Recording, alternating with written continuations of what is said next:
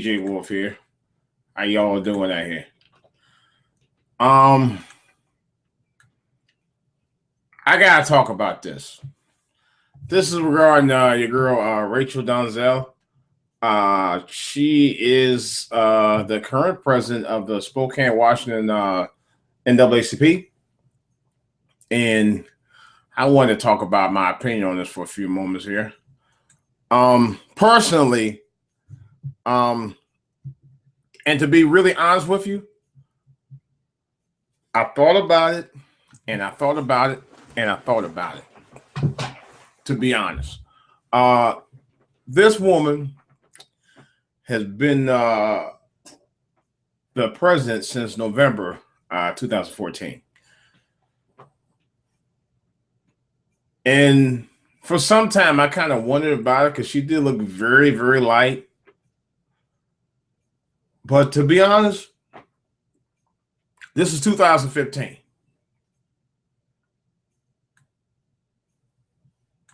I don't know if it makes a difference anymore about a color. We'll move this for a minute here. Honestly, I don't know if it makes a difference about a color. Let me tell you why. And I'll tell you in about 1 second here.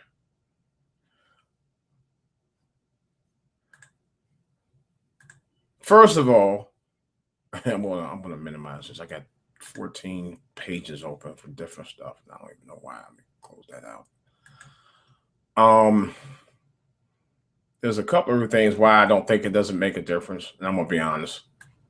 I think one of the reasons why I don't, because two of the three original founders of the NAACP were white. There were white people that was heavily involved in the formation of the NAACP. All right. It was formed in 1909. And its mission was to ensure the political, education, social, and economic equality of rights for all persons and to eliminate racial hatred and racial discrimination. Its name, retained in accordance with tradition, uses the once common term colored people. Okay. If you notice, there's a couple of things why I don't think the issue of her color is a big deal to me. Now, maybe the misrepresentation of her color, that's another story. But beyond that, if you notice with the Image Awards, every year, there is a certain number of white people who are always there at the Image Awards. Big names, too. They don't have a problem with that. Like I said before, the NAACP was co-founded with two white people. So it shouldn't be that big of a deal, to be honest. I thought about it, and apparently, I haven't heard any bad other than what this is about, that she's been very effective, in her leadership as president there. I don't know all the facts on that, but her misrepresentation of her color is the main issue. But to me, it's not. It's a bit of a. It's kind of a. It's a double-edged sword. She stepped up to the plate and did what she did, but she did misrepresent her race, and she actually got a scholarship through Howard representing herself as a black woman. That's a problem. Okay. You misrepresenting yourself as somebody who really was not having issues with trying to get scholarships in the first place, and yet you got one through Howard. My understanding, Howard was named after a white man, Howard University. Okay. But it's listed as a historical black college. Well, that's another story. I'm not even going to get into that right now.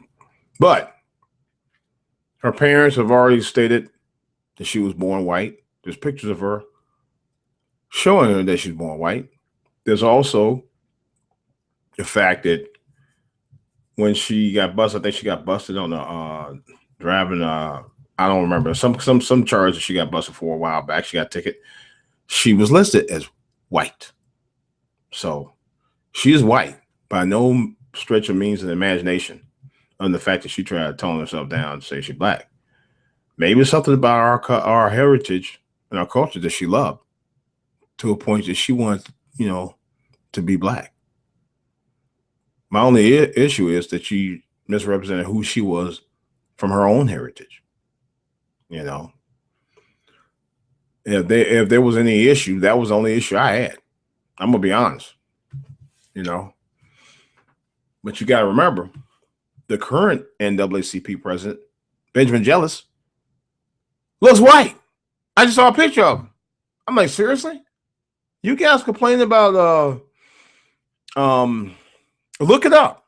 Look it up. Ben Jealous looked like he has white in his family. So to me, if you think about it, it's a bit of a non-issue. She misrepresented herself, pretending like she was black, but that's it. People are trying to call resignation. I don't think there's a reason for it. I mean, I know what people say. Well, if she misrepresented, she's probably an agent or some old mess like that. You know what? NAACP was founded by white people, or co-founded by white people. White people who helped find it and finance it and fund it. Okay, let me tell you a story. Yeah, I got a story. Let me tell you a story. I was 1989. I just got out the military. All right. Around the fall of 89, matter of fact. And I moved to an apartment over in Virginia. All right. I was probably about 24, 25. I think it was 20. Yeah, I was 24 then. Young guy, just got out the military, did my 3 years over there, overseas and all of that. And I wanted to start anew. I actually landed, was working a full-time job, and then actually had two part-time jobs. One part-time job I worked at night by myself, and I worked another one on the weekend by myself. And that's how I survived. And I had a full-time job. So I was making ends meet on my own. I didn't have any bills, anything like that. I was 24 years old. I wasn't married. Well, I had a kid out of wedlock that, eventually paying child support on, but that's another story. But that was it. Doing my thing. So I actually got this apartment, and the apartment was on a month-to-month lease. Okay. So at the end of the month, when I had to renew or was getting ready to renew, the people said, we're not going to renew you. So I said, why? We're just not. I said, something I did? Something I said? Did I violate something? I want to at least have some, it was something I did. I just want to know, did I violate anything? If you could tell me what I violated, maybe I could understand what the reason was that I was getting evicted or they weren't going to renew. They're just like, we're just not going to renew. Really? You're just not going to renew? I mean, I understand, you have a right to say, month to month. And I kept the apartment clean. Let's be honest. I kept it clean. I didn't keep it noisy or anything like that. I kept it real clean and I kept it real quiet. And I just not understood that. Yeah, I'm a soldier, just getting out the army, just getting out. I just get out. I had nowhere else to go. And they're just going to kick me out. They didn't even give me enough time to try to find another place. I would make it so bad. If I could have got another month, I could have found a place at the time. But they, so eventually it was a soldier I knew. It was a female soldier. Thank God for her. And because I probably would have been homeless. And I stayed over with her for a day or so. Because her boyfriend didn't like it, but that's another story. She even came in. She even came in on me when I was in the tub. She didn't care. She was fine as hell too, but that was another story. I didn't even go there. So, but nevertheless, hey, it is what it is. And I actually found an apartment the next day. But it was kind of messed up that I got kicked out of an apartment and they didn't have any recourse for why I was being kicked out. They was like, we're just not going to renew. I was like, really? I mean, that's your freedom, but at least give me a reason why. At least, I mean, if you say I violated something, that's fine. But they know I didn't do anything, so they just decide, well, we don't want you there. So I kind of felt I was being discriminated because at least I wanted to know why. you know. So I called the NAACP that day and I call them like I'm gonna call them during the day on a weekday, mind you, not a weekend, a weekday. Do you know I could? And I called the Richmond office. Probably should call the DC office. I didn't have information from DC office, but I called Richmond office. Okay, they couldn't give me any information on anything else for some reason, and basically I didn't get any help, and I was very disappointed. Very disappointed. You know, and from then on, I've never really been a big supporter of NAACP. I like what they do with the charity work and all of that, but beyond that, and I actually over the years I've been asked to join, but I have no reason to join. I'm gonna be honest with you. The black leadership that I've seen over the years is, I mean, I haven't really seen the leadership that it needs to be today. I haven't seen it. Part of the reason because there's such a stronghold, a foothold on our leadership. You know, all I've seen was marching. I haven't seen any power behind the marching. If I saw power behind the marching where you could get things really change, like issues with brutality, issues with mess going on in our own community, stuff like that, they have no power. That's the whole point, you know. And NAACP is only but so effective. To me personally, I mean, that's the way I see it. That's my opinion on it. You know, if it takes someone who has a little bit more clout, you know, a little bit more power, a little bit more stamina, whatever, then so be it. You know, like I said, personally, I have nothing against her anyway. You know, apparently they like her. The NAACP said that there wasn't a requirement for her to be black. So if black people having that problem, they need to shut the fuck up. And I mean that. Shut the fuck up about it. You know? Here we want to be diverse and be included in diversity and stuff, and yet you want to tell this white woman, oh no, she had to be running NAACP. Why? Because she white? That's the dumbest shit I ever heard in my fucking life. Just dumb. Well, we don't, she misrepresented her color. Yeah, okay. I mean, I'll give you that. You know, that was oversight, but I don't think she should be fired because of that. Maybe reprimanded, but I don't think she should be fired. No. My thing is, as long as she does her job effectively and is making progress, what she's doing is making progress. As long as that happens, who cares? You know, that's the problem with our culture, man. Sometimes our culture sometimes is hung up on little shit. We're hung up on the little things, not the big things that matter, not the things that matter about what's going on in our communities. You know, I'm gonna try to pull up this Facebook, this girl I talked to earlier, and she kind of ticked me off a little bit. I guess she kind of co-signed me on a couple things. Let me see if I can look this up. Because she kind of ticked me off. I was a little bit ticked at something she was saying. But I think she was kind of in a self-disagreement with what I was talking about. Let's see if I can find the post. I'm not going to put her name out there. I just want to find her post on my Facebook account. Oh, that's why. Because I'm not in my other Facebook account. Maybe I'll see. That girl's cute.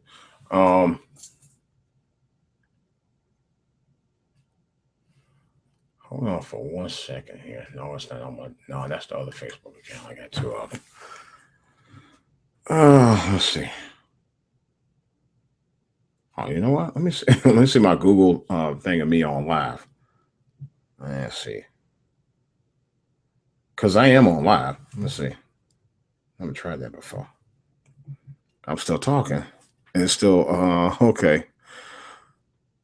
Give me 1 second. It's okay. It was a Facebook post. Okay, this was regarding about a fight that I saw online. Okay, I saw it earlier. It was a group of black kids was fighting, and somebody posted. This producer, he said he sent it from somebody else who sent it to him. Said Black Lives Matter. Fuck out of here. Now that's what he said. So somebody said just sad, and then this other girl, the stalker said, because they were fighting, does that mean their lives don't matter? And I told him, I said, apparently not to each other, you know. So I guess she didn't like what I said. And then she said, apparently not to anyone, and apparently not to anyone else. So I'm thinking, I was like, what do you mean not to anyone else? Anyone else should be yourself. Now, you know, white people, I mean, I'm going to be honest with you. Anybody outside our communities ain't going to give a damn because it's not in their community. Because a lot of these other communities don't get, all that stuff don't happen in their communities like it does in ours. We allowed to have them. You know why? Because we ain't half, because some of us aren't raising the kids right. And that's a fact. You know, some of us either aren't raising our kids right, we ain't raising with no fathers, and we don't discipline. Those are three things that's wrong with that. I'm about over 3 dozen kids fighting out there, man. So I told the girl, I said, look, I always say that the old saying goes, there's always charity. Charity always starts at home. I said, quote, if you don't care about what's happening in your backyard, then no one else will. That's a fact. You know? So, of course, she said something about takes a village to raise a child. Okay, we've heard that before. Community is nowhere near what it was 50, 60 years ago. The reason why the community is nowhere it was 50, 60 years ago, because people in the last few decades have lost the responsibility of teaching values.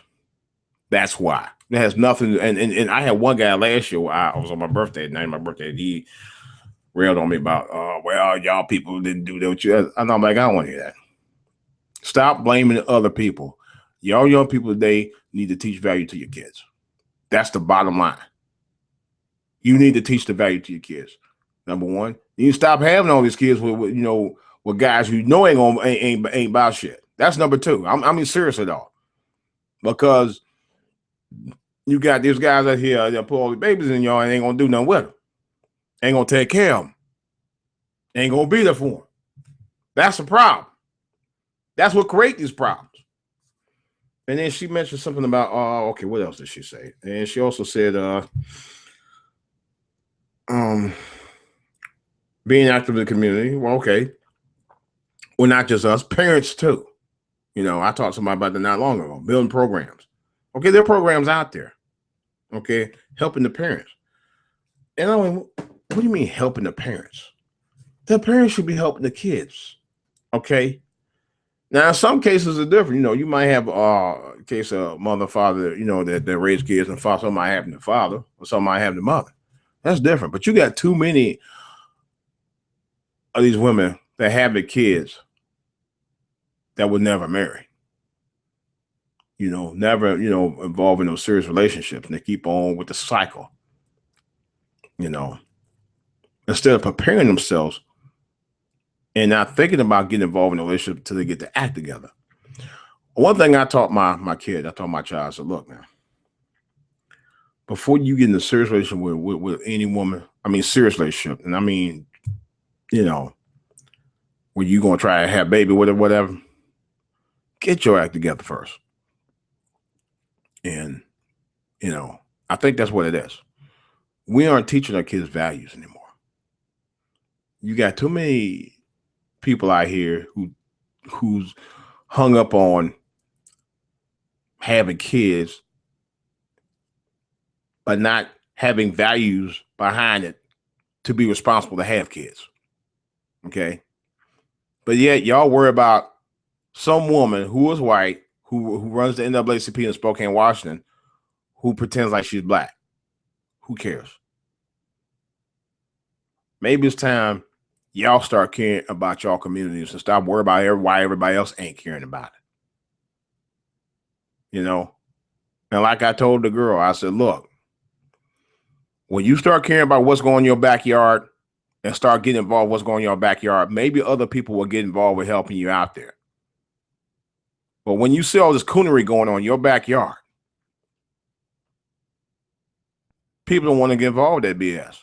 Seriously. It's time to stop making excuses, people. It's time to change the mindset. Enough with the slavery mentality, which is another thing I was going to talk about too, about this issue with the prison complex, man. You know, it's ridiculous out here that I was watching a video just a little while ago. Two guys got arrested in New York City for man spreading on the trains and the buses and stuff. Now, one thing I will admit, it is annoying as hell. You sit down, you a guy. This guy, you sit down, the guy was spread damn, but I said, damn, can I sit? I ain't trying to sit in your lap, motherfucker. That's not going to happen ever. But do I think they should get arrested for that? I do think they should get a warning or a ticket for it. I'll be honest with you. Arrest, no, that's that's a bit much. But now I think cops are getting out of control when that arresting people or harassing people for dumb shit to get them locked up for no good fucking reason. That's bullshit. And that's what's creating this prison complex. Prison complexes are created by these corporations who are trying to make money off of low wage labor, which in turn is modern day slavery to me. That's why I said we need, what somebody was saying, black empowerment. But for me, black empowerment ain't just the business structure, the corporate structure, which it is, but you need the political structure as well. We need a strong political presence that's going to represent people of all colors. Enough of this playing politics shit. It's time to take the gloves off on that and get our people going to represent us. I mean, really represent us in a lot of ways, because that's what we have, a lack of really real representation. I love and respect the president, and I have no issues with him being the president. But we have political power that's not representing our constituents in our communities. That's a big problem. Because until we can get that resolved, and that's something else that you should be teaching your kids. Not to be no rap star, no actor, no actresses, no sports athlete. We need to get more people involved that's going to represent our communities, man. You got too many kids out here trying to live pipe dreams and shit to be something that ain't really that good in some of the cases. Seriously. And y'all know it. And I think what we need to be doing is making sure and ensuring the future of our kids are educated, as in well-educated. Because if you get children that are well-educated, the mindset will change. That's what needs to go on. That's what needs to go on. Until then, it's going to be business as usual. Drop the mic, baby. It's DJ Wolf. I'm going to go ahead and roll up out of here. I just want to get my 2 cents in and tell you how I feel about it. That's the way I feel about it. I'm also on for all to hear with DJ Wolf on blogtalkradio.com. And I'm also on Spreaker under DJ Wolf Live. Also on iHeartRadio as DJ Wolf Live. All right, guys. It's been real talking to y'all. I just wanted to get that off my chest today. And like I said before, let's worry about the character of that woman. Not about her color, about her character and the content of what her representation is in the NAACP. Not about the fact that she's white or the fact that she hid that she was white. That's a secondary issue. Her primary issue is the fact that she's representing the NAACP. And maybe she can make changes in the NAACP as far as her chapter that no one else has done before.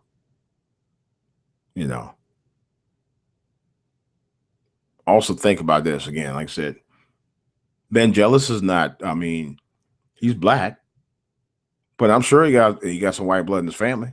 So what's the big deal? So DJ Wolf, I'm out. Talk to y'all later.